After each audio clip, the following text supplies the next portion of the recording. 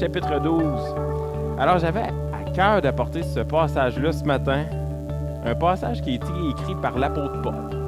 Vous vous rappelez sans doute que Paul, avant de connaître l'Évangile, il n'y avait pas une vie qui était très, très bien rangée.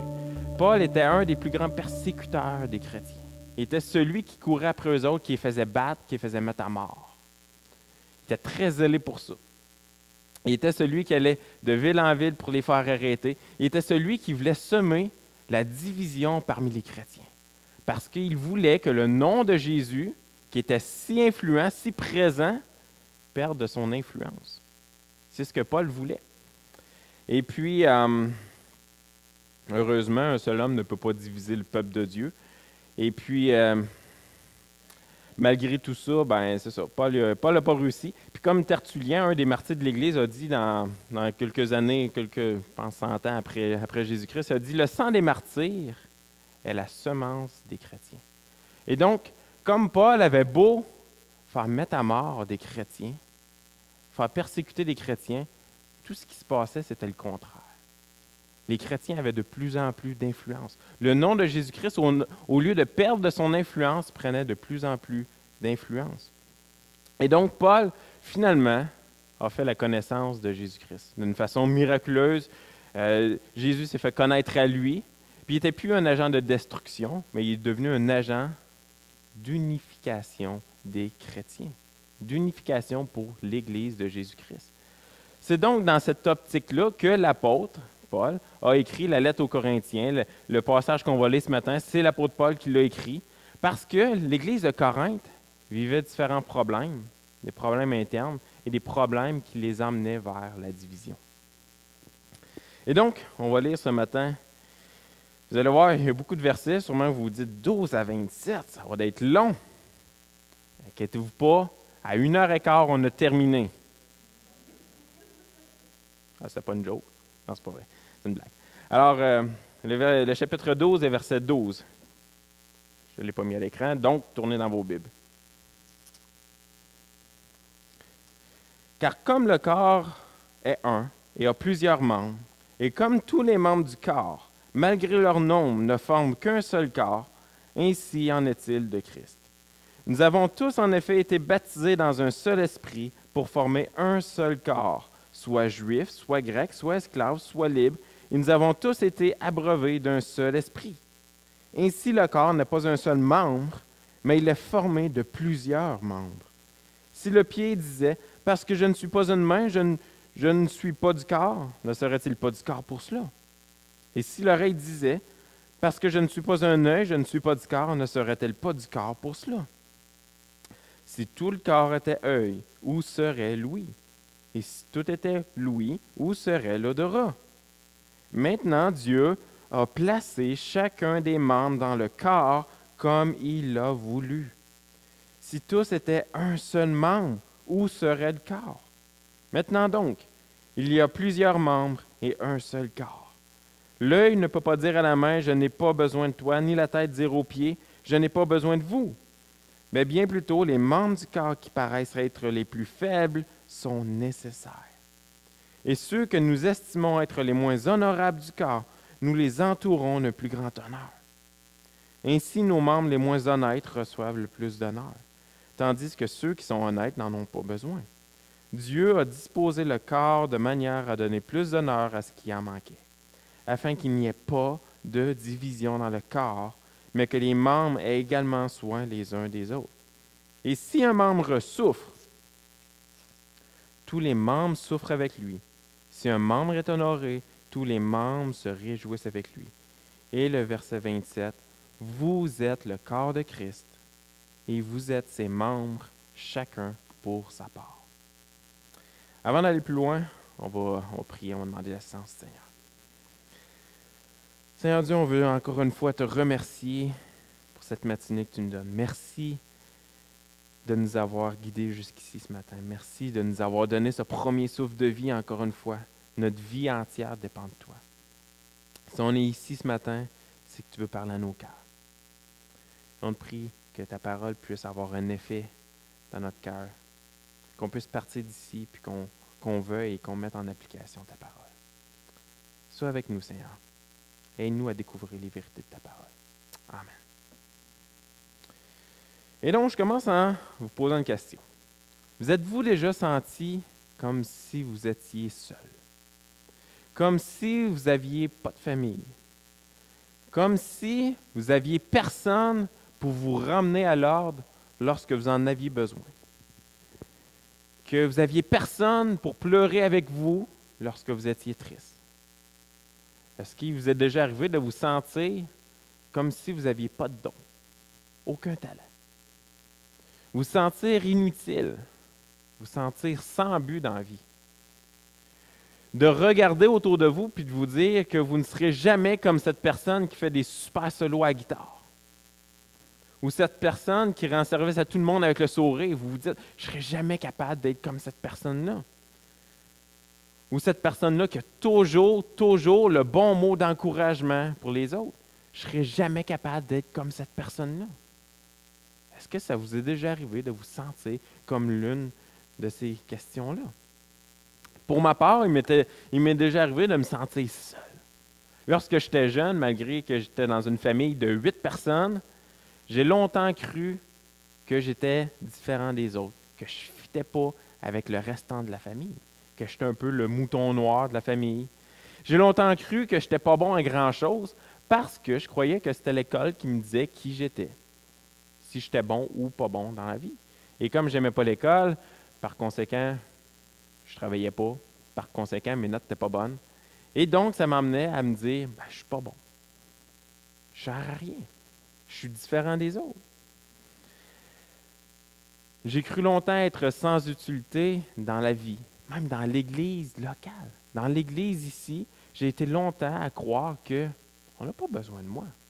Il y a amplement de personnes pour remplir tous les postes qu'il y a à combler. Il y a assez de dons autour, moi j'en ai pas. C'est pas grave. Je pensais que tout le monde autour de moi était tellement meilleur que finalement, je me sentais comme si j'étais rien. Je n'avais pas d'utilité. Et là, j'apporte une drôle de question. Préparez-vous. Est-ce que vous êtes déjà senti comme le poil sur votre corps? Ou comme le cérumen, la cire dans nos oreilles? Vous êtes-vous déjà senti comme ça? Une drôle de question, n'est-ce pas?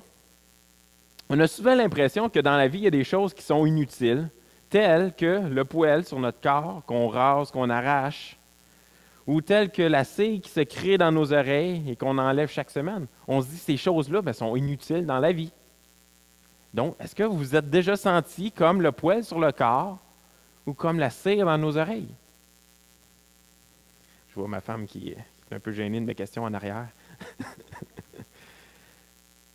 À quoi bon ces choses-là? Lorsqu'on y pense, on croit qu'ils sont complètement inutiles.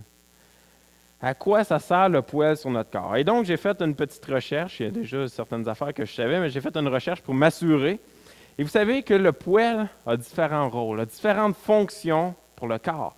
Il y a la fonction de la protection du froid et du chaud sur notre corps. Il y a également la protection contre les rayons du soleil. Les sourcils, les cils font partie des poils également. Ils préviennent la poussière d'entrer dans nos yeux. Les poils dans les narines, parfois fatigants, mais ils préviennent également la poussière et ils préviennent également des insectes qui désiraient rentrer là. Et donc, les poils, ils ont l'air inutiles, mais ils sont utiles. Ils servent à quelque chose. Ils ont un rôle précis de protection de différentes choses. Maintenant, à quoi sert la cire dans nos oreilles? 3 choses principales. Premièrement, le nettoyage des peaux mortes. Ça nettoie les peaux mortes. Les peaux mortes viennent adhérer. Ça permet la lubrification de l'oreille également pour prévenir l'irritation. Et troisièmement, ça sert de barrière naturelle contre les insectes, encore une fois, qui voudraient venir habiter en nous et qu'on ne désire pas. Donc, le poil et les cérumènes et le cérumen, ça fait drôle à dire, mais malgré leur apparence inutile, ils font partie des choses extrêmement importantes pour le bon fonctionnement de notre corps humain. Sans eux, nous serions possiblement presque aveugles ou aveugles. On aurait de la difficulté à supporter le soleil. On aurait possiblement des infections aux oreilles ou encore des insectes étrangers qui viendraient faire résidence en nous. Le poêle et le cérumen ont été placés là où ils sont, avec leurs fonctions propres à eux, parce que Dieu a jugé bon et a jugé nécessaire qu'il était là pour le fonctionnement du corps, pour le bon fonctionnement de notre corps humain. Dans le passage de ce matin, Paul s'adresse à des chrétiens. Il s'adresse à l'église locale de Corinthe. Et puis, vous savez, il est surprenant de lire ce chapitre 12 de la lettre aux Corinthiens qui nous parle des dons différents. Le début du chapitre nous parle de différents dons. On ne rentre pas là-dedans ce matin. Et puis, il nous parle de l'unité au travers des différents dons que l'Esprit nous a donnés. Et puis, ce qui est surprenant de voir, c'est que selon les experts, ce chapitre qui nous parle de l'unité dans la diversité, de l'unité dans le corps local avec les différents dons, est l'un des chapitres qui a le plus divisé l'Église dans toute son histoire. Le chapitre 12 qui nous parle de l'unité parmi les différents dons est celui qui a amené le plus de division dans les églises. Incroyable, n'est-ce pas?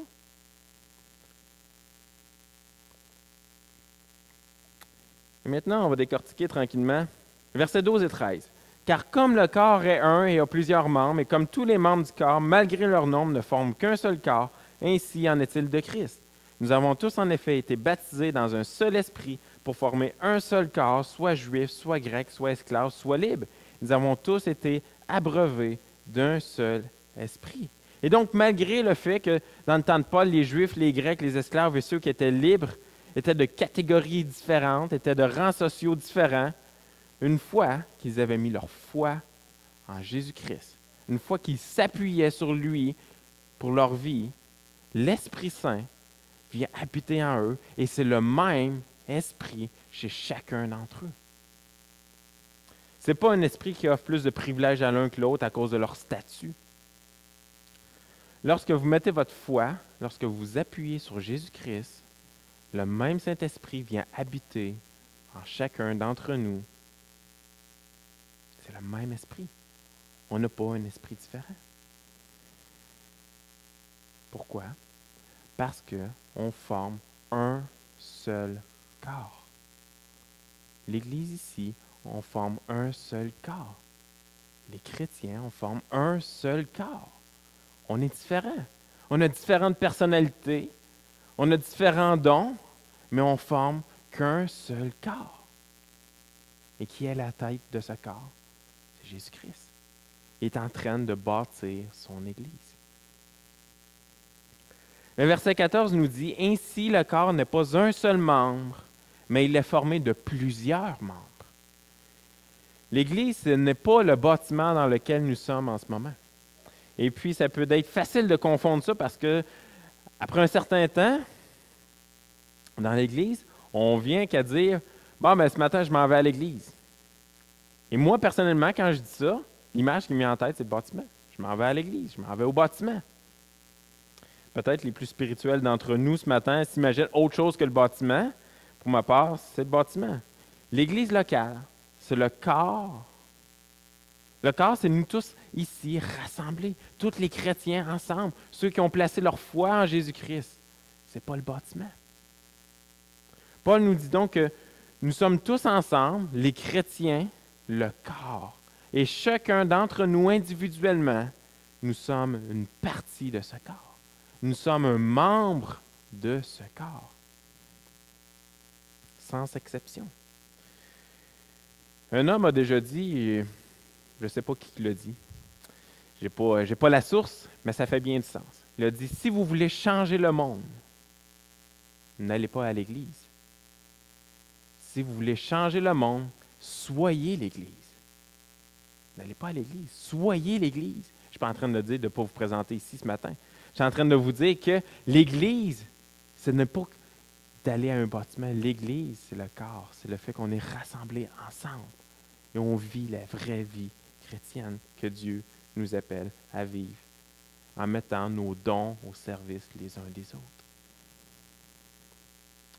Une chose est arrivée du temps de Paul à Corinthe et qui arrive encore de nos jours dans nos églises.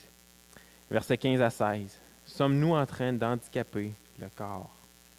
Si le pied disait, parce que je ne suis pas une main, je ne suis pas du corps, ne serait-il pas du corps pour cela?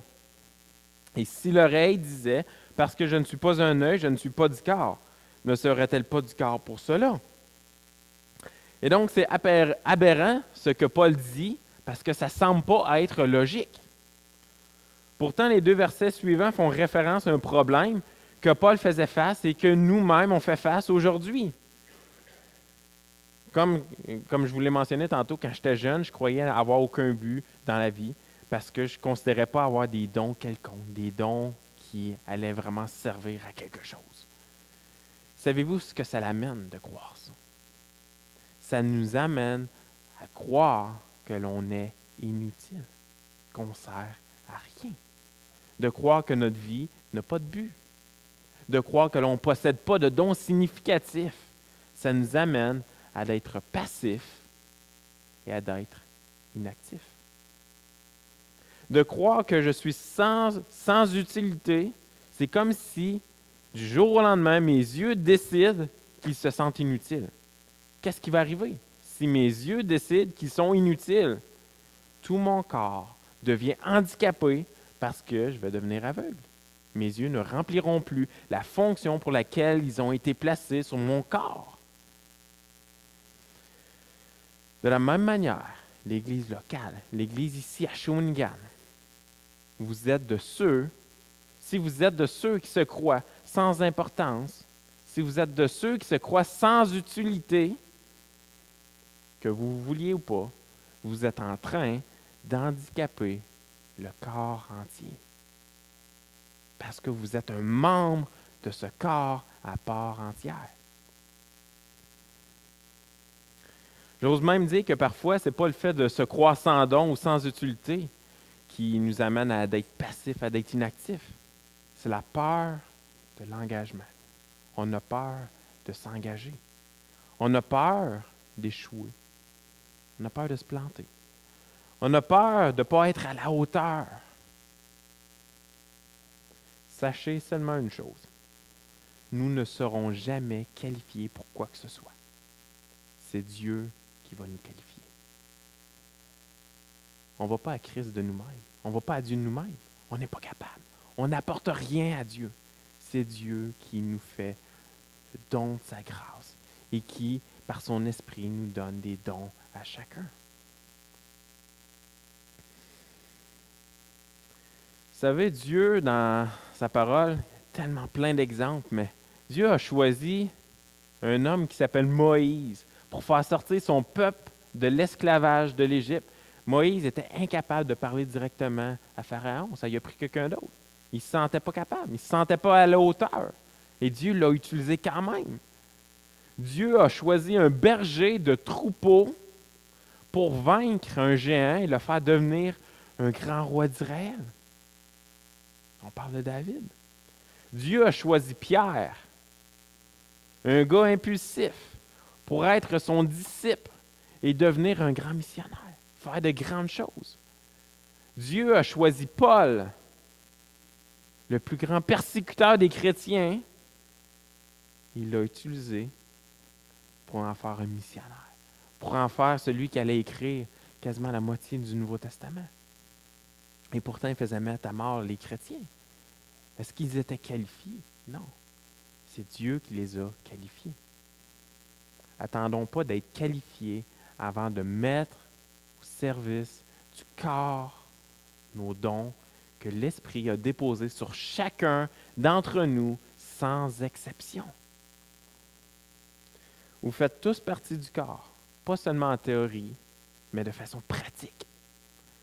Où serait l'unité dans le corps si on ne ferait pas partie de ce corps-là, si on n'avait pas de dons. Verset 17, tous les mêmes dons. Et donc, le verset 17 nous dit, si tout le corps était œil, où serait l'ouïe? Si tout était l'ouïe, où serait l'odorat? Ce passage nous amène à un autre problème. Parfois, on se compare aux autres. Et malgré le fait qu'on a des dons, on croit qu'ils ne sont pas utiles parce qu'on voudrait avoir les mêmes dons que les autres. On regarde aux autres puis on se dit, ah, lui, il a un don meilleur que moi. Moi, je veux avoir son don. Et finalement, on se ramasse qu'on ne fait rien. Ne croyez-vous pas qu'il serait illogique que d'avoir tous les mêmes dons ou tous les mêmes fonctions? Si on avait un corps avec juste une main, comment qu'on fonctionnerait? Si on avait juste des yeux après notre corps, comment on fonctionnerait? En fait, il n'y aurait pas de corps. On aurait juste des yeux, ça irait mal pour marcher. Si tout le monde possédait le même don pour les travaux manuels, qui s'occuperait de faire la louange? Qui s'occuperait de nous emmener dans un temps d'adoration à Dieu? Si tout le monde possédait le don pour les affaires techniques, la sonorisation, qui ferait l'enseignement?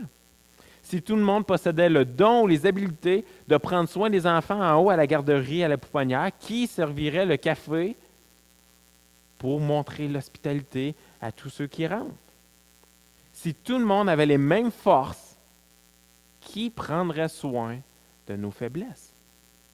Qui prendrait soin de nos faiblesses? Verset 18. C'est Dieu qui décide. Maintenant, Dieu a placé chacun des membres dans le corps comme il a voulu. Dieu sait ce qui est bon pour le corps humain. Il sait ce qui est bon pour le corps local ici. Parfois, on pense que le poil sur notre corps ne devrait pas s'y trouver ou qu'on ne devrait pas retrouver de cire dans nos oreilles. Mais ces deux choses-là remplissent des fonctions extrêmement importantes pour notre corps. Ils ont été placés là parce que Dieu l'a bien voulu, parce que c'est pour le bon fonctionnement de notre corps. Et donc, chacun d'entre vous avez été placé dans le corps local ici parce que vous avez une fonction extrêmement importante. Vous avez été placé là pour une raison. Dieu a un rôle, une fonction pour chacun d'entre nous afin que le corps, afin que l'Église locale, qui a comme tête Jésus-Christ, soit parfaitement unie dans la diversité des différents dons que l'on possède. Versets 19 et 22 maintenant. Si tous étaient un seul membre, où serait le corps? Maintenant donc, il y a plusieurs membres et un seul corps. L'œil ne peut pas dire à la main, « J'ai pas besoin de toi », ni la tête dire aux pieds, « J'ai pas besoin de vous ». Mais bien plutôt, les membres du corps qui paraissent être les plus faibles sont nécessaires. Et donc, Paul ici aborde un autre des problèmes, et c'est celui qui croyait posséder un don meilleur qu'un autre, et par conséquent croyait qu'il devait recevoir toute l'honneur et mépriser un autre avec une apparence de don plus faible. Faisons-nous partie de cette catégorie de personnes? Sommes-nous de ceux qui croient avoir un don meilleur que les autres et qui méprisent les dons qui semblent avoir une apparence plus faible, comme le poil, comme la cire dans nos oreilles, qui semblent être inutiles? Est-ce que nous sommes de ceux qui méprisent ce don-là? Vous savez, il y a tellement de dons diversifiés. Il y a des gens qui ont le don de prière, des gens qui sont chez eux, qui travaillent dans l'ombre, qui sont en constante prière. Est-ce qu'on les voit, ces gens-là? Est-ce qu'on estime ce don-là comme étant un don que Dieu veut pour son corps? Un don qui est utile pour son corps? Il y a des gens ici qui font le ménage. Est-ce qu'on pense que c'est un don moins bon parce qu'ils font le ménage? Vous savez, j'ai déjà entendu l'histoire de gens qui voulaient devenir pasteurs dans des églises. Et puis, il y a Armand qui m'a raconté aussi une histoire semblable il y a quelque temps. Mais pour devenir pasteur dans l'église, quand le jeune homme était en formation pour devenir pasteur, à chaque dimanche, il devait aller laver les toilettes. Parce que la tâche de pasteur, le don que Dieu lui a donné pour être pasteur n'est pas nécessairement un don meilleur. Il n'est pas meilleur que celui qui lave les toilettes. Mais quand on a des dons qui sont plus publics, parfois on a l'impression d'oublier ces choses-là.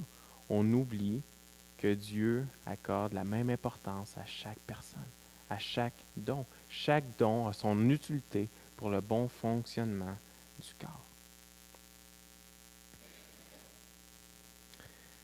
Et versets 23 à 26. « Et ceux que nous estimons être les moins honorables du corps, nous les entourons d'un plus grand honneur. Ainsi, nos membres les moins honnêtes reçoivent le plus d'honneur, tandis que ceux qui sont honnêtes n'en ont pas besoin. Dieu a disposé le corps de manière à donner plus d'honneur à ce qui en manquait, afin qu'il n'y ait pas de division dans le corps, mais que les membres aient également soin les uns des autres. Et si un membre souffre, tous les membres souffrent avec lui. Et si un membre est honoré, tous les membres se réjouissent avec lui. » On est un corps, on est une famille. Nous sommes tous des membres du même corps. Et donc, si quelqu'un souffre dans l'Église, on devrait souffrir avec lui. J'ai eu longtemps de la difficulté avec ça. Lorsque je t'ai mis au courant d'un frère, d'une sœur, je vais avoir l'air d'un gars insensible, un gars sans cœur. Mais lorsque je t'ai mis au courant de gens qui souffraient, je ressentais moins cette souffrance-là. Oui, j'avais une certaine empathie, une certaine sympathie pour cette personne-là, mais je ne souffrais pas réellement avec cette personne-là. Vous savez, quand il m'arrive de me taper les doigts avec un marteau ou de me coincer dans une porte, je peux vous garantir que mon corps en entier en souffre. Il y a déjà quelque temps, je pense que je vous ai déjà raconté l'histoire, mais j'étais parti, je vous raconte ça rapidement, j'étais parti faire du hiking avec Jean-Sébastien dans l'État de New York, puis on montait une montagne, finalement c'était supposé nous prendre quelque chose comme 5 heures, puis finalement ça a pris je ne sais pas combien d'heures, on est revenu dans la grosse noirceur, parce que finalement on ne pouvait pas revenir sur nos pas, il a fallu monter, descendre des montagnes pour finalement revenir. Et puis, vous savez, le nombre d'ampoules qui étaient sur mes pieds, les ampoules étaient sur mes pieds, mais tout mon corps en souffrait. Quand un frère et une sœur souffrent dans l'Église, toute l'Église en souffre. Chaque membre devrait souffrir avec cette personne-là. Et donc, je crois que le Seigneur me travaille de plus en plus. Plus je rencontre des gens, plus je fais du counseling et je vois le péché dans le cœur humain. Je vois des gens qui sont dévastés par le péché, par les souffrances différentes. Plus cette vérité-là pénètre dans mon cœur et prend racine. Je me surprends même parfois à verser des larmes avec ces personnes-là parce que la vérité que l'on est tous des membres du même corps vient prendre racine en moi. Donc, plus on va réaliser ces vérités-là, qu'on fait tous partie du même corps, plus on va se surprendre à développer un souci sincère pour chacun d'entre nous. Lorsqu'un frère qui va être dans la tristesse, on va aller pleurer avec lui. Lorsqu'un frère, une sœur qui va être dans la joie, on va aller se réjouir avec cette personne-là.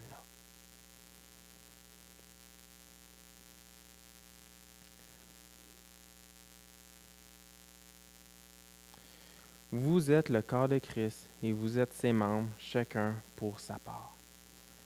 Ce passage s'applique à nous aujourd'hui comme avec les croyants de Corinthe. Chacun d'entre nous a une responsabilité envers les autres chrétiens de l'Église, les autres membres de l'Église.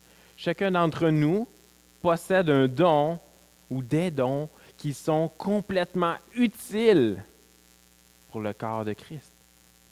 Chacun d'entre nous devrait pleurer avec ceux qui pleurent, rire avec ceux qui sont dans la joie. Chacun d'entre vous est indispensable pour la famille de Christ à Shawinigan. Chacun d'entre vous devait faire partie de ce corps. Vous êtes tous des membres à part entière si vous avez mis votre foi en Jésus-Christ. Et donc, méditons sur cet aspect du corps lorsqu'on va quitter ce matin afin qu'elle prenne racine en nous et porte son fruit. Si vous vous dites, mais moi, ça fait des années que je suis dans l'Église, ou ça fait quelques semaines, quelques mois, puis je ne sais pas c'est quoi mes dons, ou j'ai des dons, mais je ne sais pas comment les mettre au service, venez nous rencontrer, venez me voir. On va vous placer là où Dieu veut vous placer. Vous savez, l'une des meilleures manières de terminer ce matin, c'est en se rappelant qui est à la tête de ce corps local. Qui est à la tête de l'Église? Et c'est Jésus-Christ. C'est lui qui est à la tête de l'Église. Ce n'est pas nous, les membres, qui dirigeons l'Église. C'est la tête. C'est Jésus-Christ. La Bible nous enseigne à prendre le jus de la vigne, à prendre le pain, ce qu'on appelle le repas du Seigneur, afin de se rappeler de Jésus-Christ, afin de se rappeler ce qu'il a fait pour nous et ce qu'il continue de faire pour nous. Le sacrifice qu'il a fait à la croix, les souffrances qu'il a endurées pour chacun d'entre nous, afin de nous offrir gratuitement le pardon de nos péchés pour ceux qui auront placé leur foi en lui. Et donc, la Bible nous enseigne à prendre cela tous ensemble ce matin. Tous ceux qui ont mis leur foi en Jésus-Christ. Je vais inviter tout de suite les frères qui ont été désignés pour distribuer les différents éléments. Et donc, tous ceux qui ont placé leur foi en Jésus-Christ, prenez ce pain, prenez ce jus avec vous lorsqu'il va passer devant vous.